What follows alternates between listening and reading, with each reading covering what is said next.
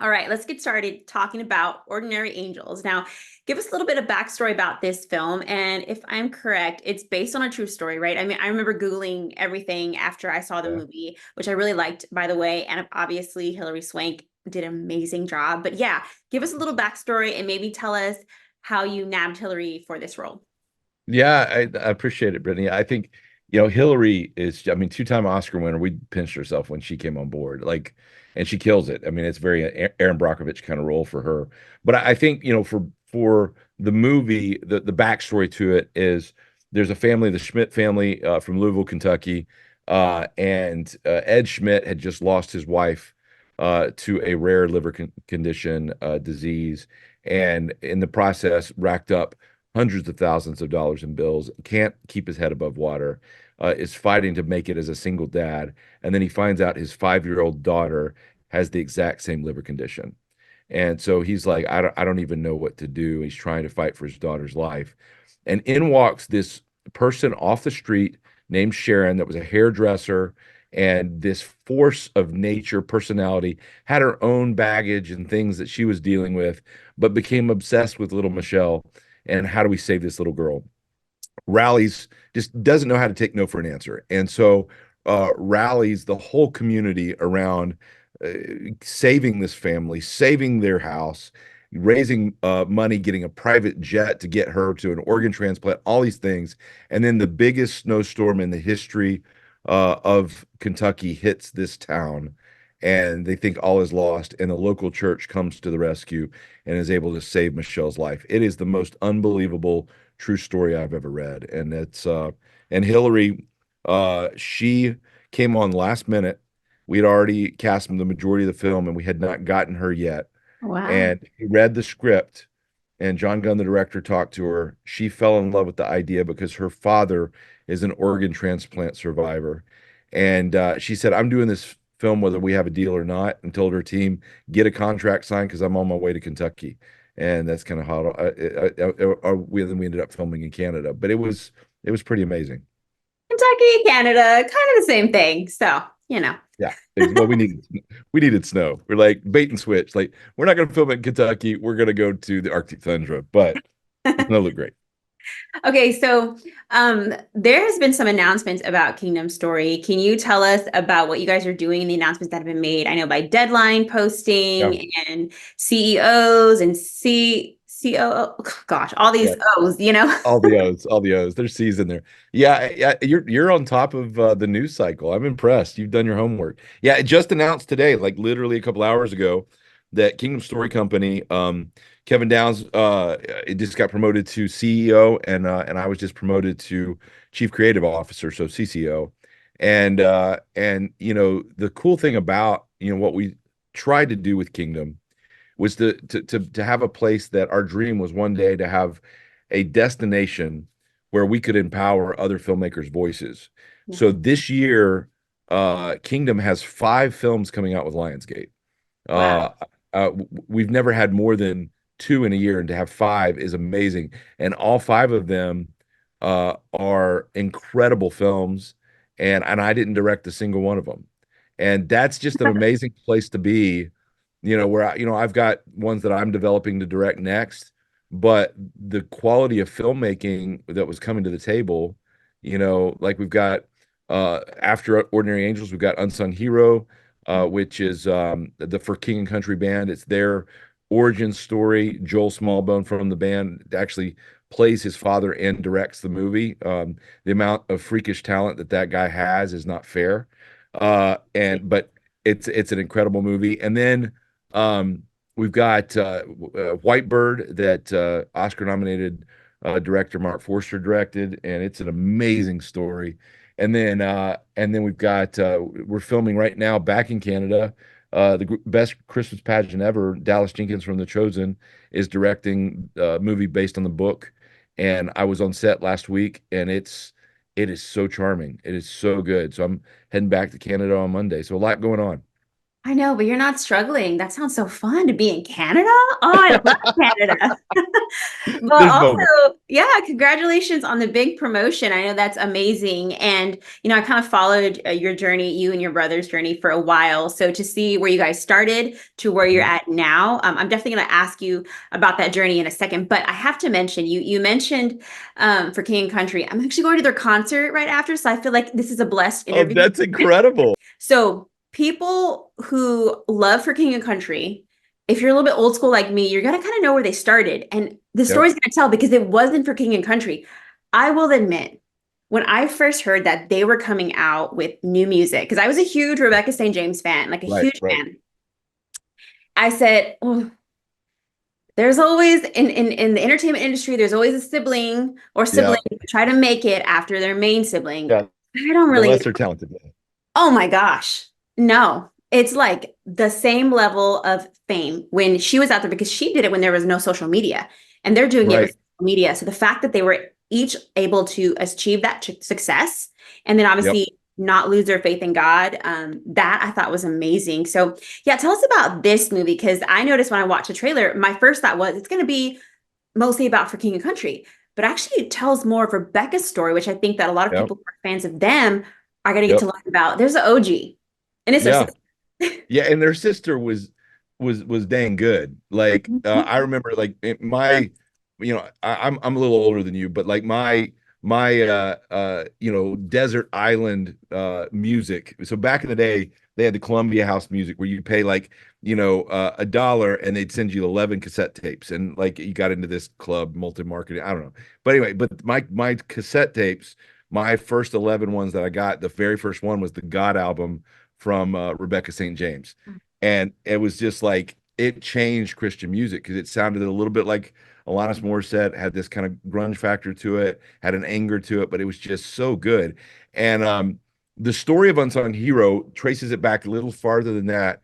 Their father, David Smallbone, was a promoter in Australia, and he lost everything on a tour over there and had to move the whole family to the US to try to take a job here. And when he got here, he lost the job and lost everything.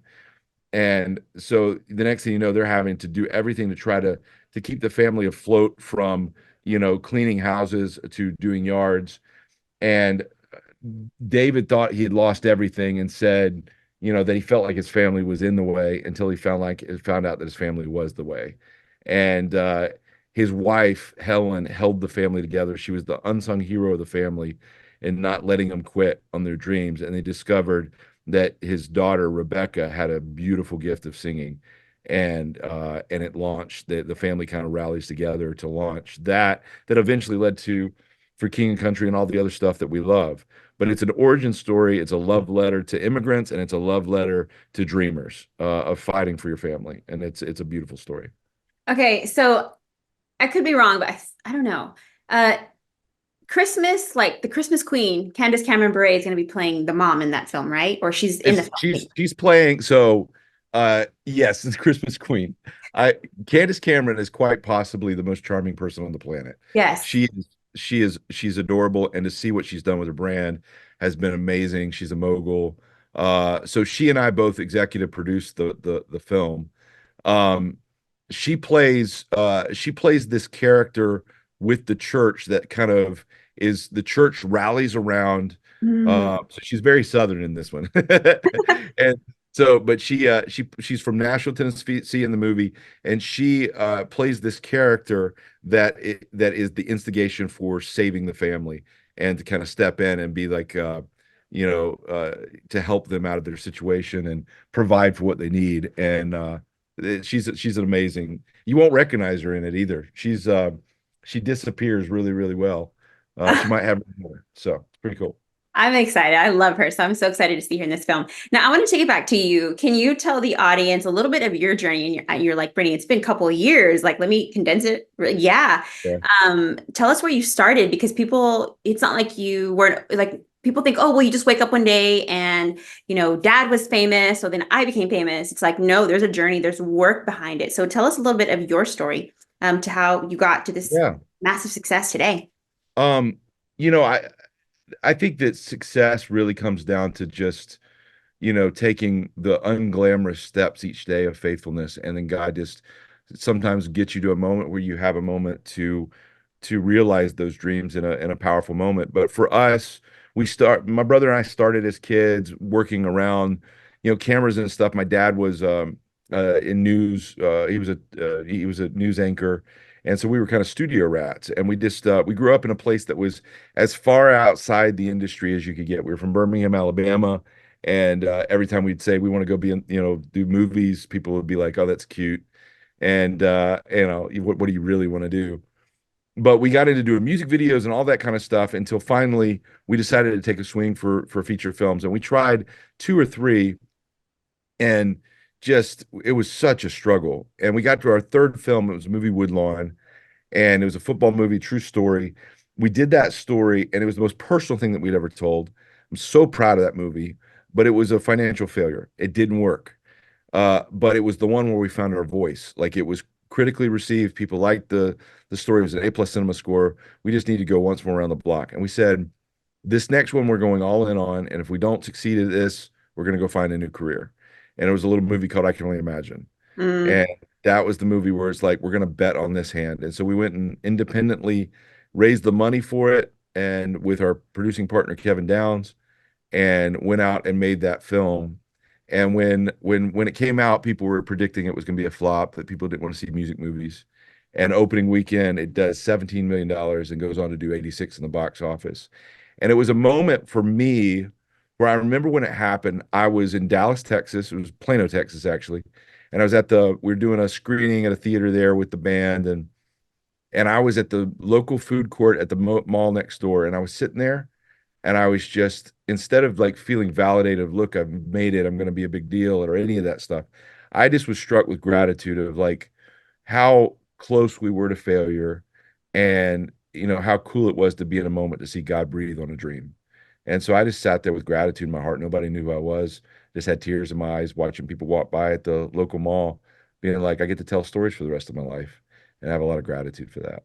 Absolutely. I think that when the Lord knows your heart and he sees it and you have a desire to match his will, and a lot of times we kind of question, is our desire the Lord's will? But I think that when God puts a desire in us and we're taking that, our desires, our crafts, and we're using it for him, it's usually Yep. because he's given us that. So I think that the Lord was able to bless that because that was his will for y'all from the beginning, and you were just obedient to it. So obedience is huge. And I think that a testament for anybody who would say, oh, well, the music films wouldn't work. No, I actually like the idea because a lot of us will hear the Christian artists on the radio. Yeah. We don't know their Yeah. backstory. So Right. that definitely worked. And I think it's funny because I can only imagine, as far as I last checked, was like one of the top movies right now on Netflix. It just came out or something Yeah. like that. It's Man, cool. you were like on top of it. Like, I'm impressed. Yeah, it was number 9 this week. They just re-released it to Netflix, and broke into the top 10. Yeah. And it's just it's cool to see God continue just to allow faith stories, whether they're ours or others, to have their moment in the sun right now. And the Christian audience has a voice that's never been more powerful. So it's Yeah. worth it. And I think it was after that you guys ended up inking the deal with Lionsgate, right? And Yep. you We announced it at did. one We of the Yeah. Yeah, we Lionsgate became our home. And the thing that just was really that we have a lot of gratitude for is, I mean, having 5 films coming out with them this year. yeah. They really believed in the Christian audience before it was cool. Mhm. And they just said, we believe in this. And there was several Christians that worked at Lionsgate that kind of were kind of kind of quiet behind the scenes. They came out and said, we've prayed for a moment like this. And one of those being a man named Jason Constantine, that was a champion of ours that got us in the door. So got a lot of gratitude for the freedom they've given us to tell our stories authentically. That's amazing. I love to see God work in people's lives, and it's classic in yours. So thank you so much for hanging out with me. I really appreciate it. And now I just want to give you the opportunity to promote everything you want. Go. The floor is yours. Well, we've got Ordinary Angels coming out in theaters February 23rd, followed by Unsung Hero in theaters April 26th, and then a bunch of other stuff coming out after that. And then we're doing a film right now that I'm actually going to Winnipeg on Monday. That Dallas Jenkins from The Chosen is directing, based on the book Best Christmas Pageant Ever. This movie is fantastic. It's a slam dunk.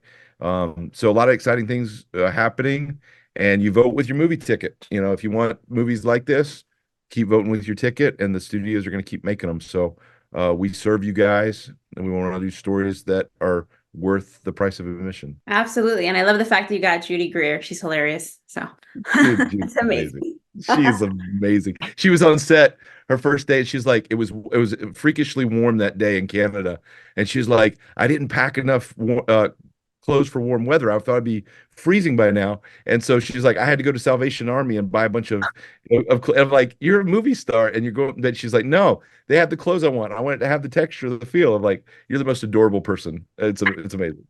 I love it. Thank you so much. I really appreciate our chat and have a blessed day. You too, Brittany.